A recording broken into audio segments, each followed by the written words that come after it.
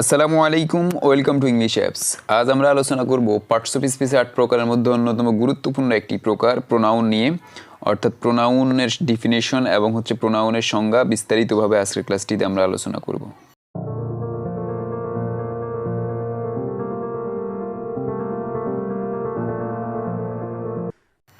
Definition: pronoun কাকে বলে, অর্থাৎ নাউনের পরিবর্তে যে শব্দ ব্যবহৃত হয় তাকে প্রোনাউন বলা হয়।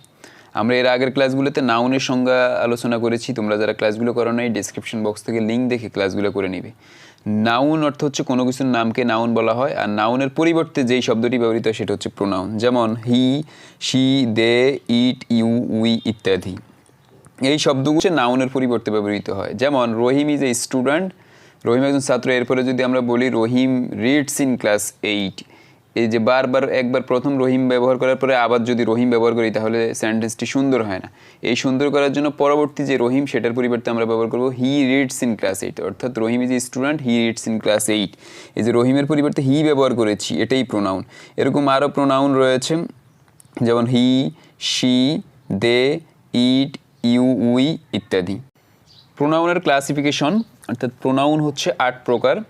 প্রথমত হচ্ছে personal pronoun, demonstrative pronoun, interrogative pronoun, relative pronoun, indefinite pronoun, distributive pronoun, reflexive pronoun, reciprocal pronoun. এই 8 প্রকার প্রোনাউন নিয়ে আমরা প্রথমত আলোচনা করব। যেমন পার্সোনাল প্রোনাউন উদাহরণ হচ্ছে I, we, you, he, she ইত্যাদি।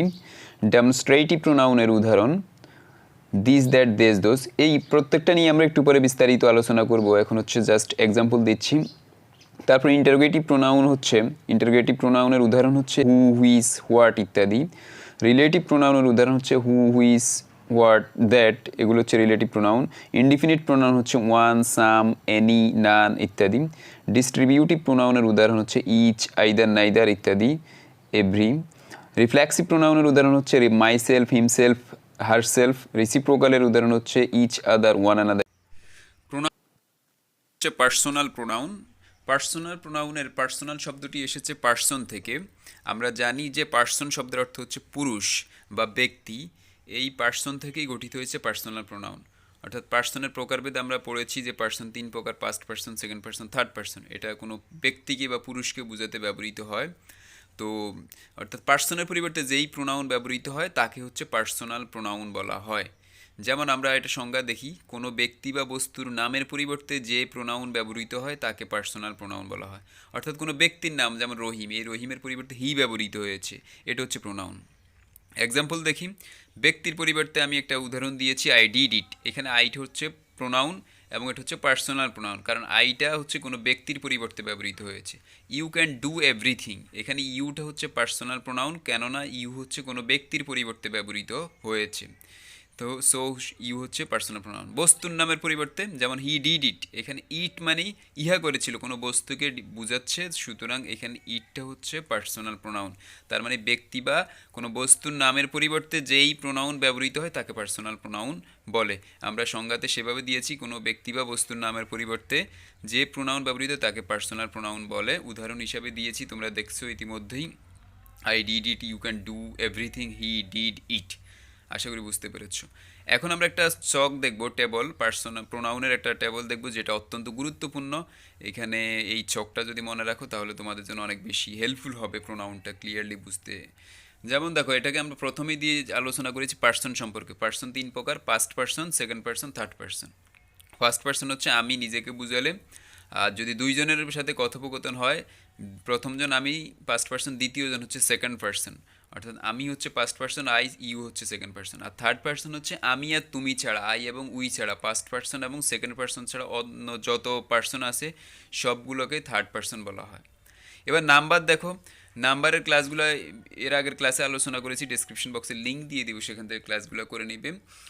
নাম্বার হচ্ছে 2 প্রকার: singular number, plural number. Singular হচ্ছে এক বচন, প্লুরাল হচ্ছে বহু বচন। তারপরে রয়েছে সাবজেক্টিভ, অর্থাৎ এই প্রোনাউনগুলো সেন্টেন্সের সাবজেক্ট হিসেবে ব্যবহৃত হবে। আমরা জানি ভার্বকে কে বা কারা দ্বারা প্রশ্ন করলে যে উত্তর পাওয়া সেটাই সাবজেক্ট। যেমন I, we, you, you, he, she, they, ইট।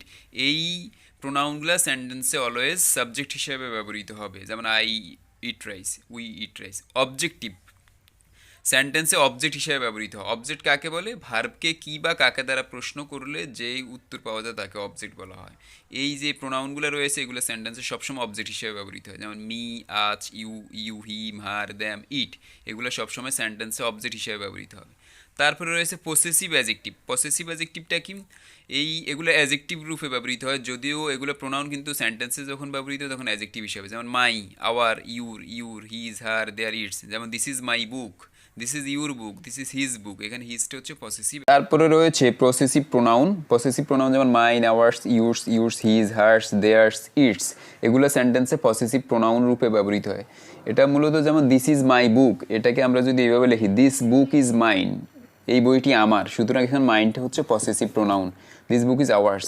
সর্বশেষ যে শখটি রয়েছে সেটি হচ্ছে রিফ্লেক্সিভ প্রোনাউন, অর্থাৎ সাবজেক্টিভ প্রোনাউন যেগুলো আমরা পড়েছি, আই, এটা রিফ্লেক্সিভ রূপটা হচ্ছে মাই সেলফ, নিজেকে বোঝাতে ব্যবহৃত হয়। We ourselves, you yourself, he himself, she herself, they themselves, it সেলফ, এগুলো হচ্ছে রিফ্লেক্সিভ প্রোনাউন। এই প্রোনাউনের লিস্টটি আমাদেরকে মুখস্থ রাখতে হবে। মুখস্থ যদি করি তাহলে আমাদের জন্য অনেক সহজ হবে। যেমন এইভাবে মুখস্থ করবে, I, me, my, mine, myself, ourself, reflexive প্রোনাউনটা হচ্ছে বোঝার জন্য, কিন্তু মুখস্থ করার সময় ও বাকিগুলো করবে তাহলে সুবিধা হবে। যেমন I, me, my, mine, we, us, hours, your, yours. প্রথমটা হচ্ছে ইউ দ্বারা তুমি বুঝাবে, আর পরে ইউটা হচ্ছে তোমরা, plural. He him his his, she her hers, they them theirs, its. এইভাবে যদি শখটা মনে রাখতে পারো তাহলে প্রোনাউন রেফারেন্স সহ প্রোনাউন নিয়ে যত সমস্যা আছে সবগুলা অনেক সহজেই তোমরা ক্লিয়ার করতে পারবে। আশা করি প্রোনাউনের টেবলটা তোমরা বুঝতে পেরেছো। ইন্টারোগেটিভ প্রোনাউন অর্থাৎ দ্বিতীয় প্রকারটি হচ্ছে ইন্টারোগেটিভ প্রোনাউন, অর্থাৎ প্রশ্নবোধক প্রোনাউন, প্রশ্নবোধক সর্বনাম। এই ইন্টারোগেটিভ প্রোনাউনের সংজ্ঞা হচ্ছে যে প্রোনাউন দ্বারা কোনো প্রশ্ন জিজ্ঞাসা করা হয় তাকে ইন্টারোগেটিভ প্রোনাউন বলা হয়। অর্থাৎ প্রোনাউন দ্বারা যখন প্রশ্ন জিজ্ঞেস করা হবে, কোনো প্রশ্ন করার ক্ষেত্রে যেই প্রোনাউনটা ব্যবহৃত হবে সেটা হচ্ছে ইন্টারোগেটিভ প্রোনাউন।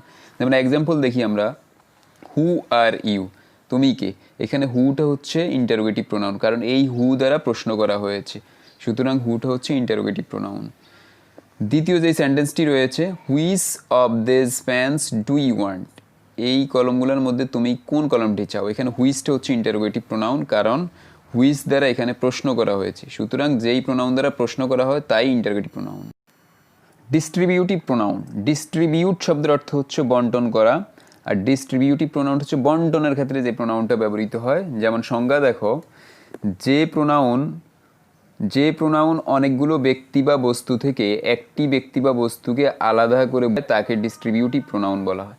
অর্থাৎ অনেকগুলো ব্যক্তি থাকবে অথবা অনেকগুলো বস্তু থাকতে পারে, তার মধ্যে থেকে একজনকে বোঝাবে, সেটাই হচ্ছে ডিস্ট্রিবিউটিভ প্রোনাউন। যেমন ইচ অফ দ্যাম ওয়ান্ট দেয়ার, তাদের মধ্যে প্রত্যেকেই সেখানে গিয়েছিল, এখানে দ্যাম দ্বারা কাকে বোঝাচ্ছে, অনেকজনকে বোঝানো হচ্ছে, তারা অনেকেই ছিল। এদের মধ্যে ইজ প্রত্যেককেই বোঝাচ্ছে, সুতরাং ইজটা হচ্ছে distributive pronoun. Either of the two boys is talent, দুইজন বালকের মধ্যে একজন হচ্ছে ট্যালেন্ট বা মেধাবী। এখানে দুইজন ছিল, এই দুইজনের মধ্য থেকে আইদার যে কোনো একজনকে বোঝানো হয়েছে, সুতরাং আইদার দ্বারা হচ্ছে একজনকে বোঝানো হয় অনেকজনের মধ্যে থেকে, তাই আইদার হচ্ছে ডিস্ট্রিবিউটিভ প্রোনাউন। এই দুইটা এক্সাম্পলের মধ্যে ইচ, আইদার, এগুলো হচ্ছে ডিস্ট্রিবিউটিভ প্রোনাউন। সো এতক্ষণ আমরা প্রোনাউন নিয়ে আলোচনা করেছি, অর্থাৎ প্রোনাউনের প্রথম তিন প্রকার, পার্সোনাল, ইন্টারোগেটিভ, ডিস্ট্রিবিউটিভ প্রোনাউন নিয়ে। বাকি প্রকারগুলো নিয়ে আমরা নেক্সট ক্লাসে অর্থাৎ প্রোনাউনের পার্ট 2-তে আলোচনা করব। আশা করি তোমরা ক্লাসগুলো বুঝতে পেরেছো। অবশ্যই বেসিক ইংলিশে স্ট্রং হওয়ার জন্য প্রত্যেকে নোট করে রাখবে এবং ক্লাসগুলো মনোযোগ সহকারে প্রথম থেকে শেষ পর্যন্ত দেখবে। তো যারা এখনও ইংলিশ অ্যাপ চ্যানেলটিকে সাবস্ক্রাইব করোনি অবশ্যই সাবস্ক্রাইব করবে, এবং পরবর্তী ক্লাসগুলো নোটিফিকেশন পাওয়ার জন্য অবশ্যই বেল বাটনটি ক্লিক করে রাখবে, যাতে করে যখনই আমরা ভিডিও আপলোড করি তোমাদের কাছে নোটিফিকেশন চলে যায়। তো সবাই ভালো থাকো, সুস্থ থাকো, আল্লাহ হাফেজ।